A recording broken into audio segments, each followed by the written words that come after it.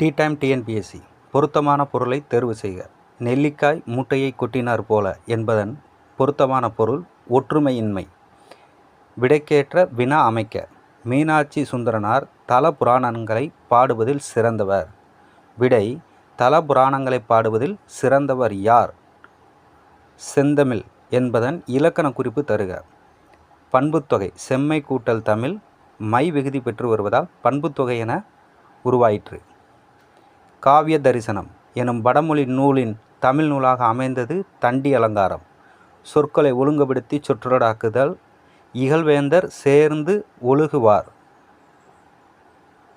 மரபு பிழைகளை நீக்கி எழுதுக. இல்லத்தின் அருகே புதிதாக கூரை போட்டனர் என்பதற்கு மரபு பிழை நீக்கியது கூரை வேய்ந்தனர் என்பது விடை.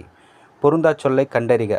ஓங்கல் ஓசை என்பது பொருந்தாச் சொல். செப்பல், அகவல், துள்ளல் ஒரே மாதிரியானது.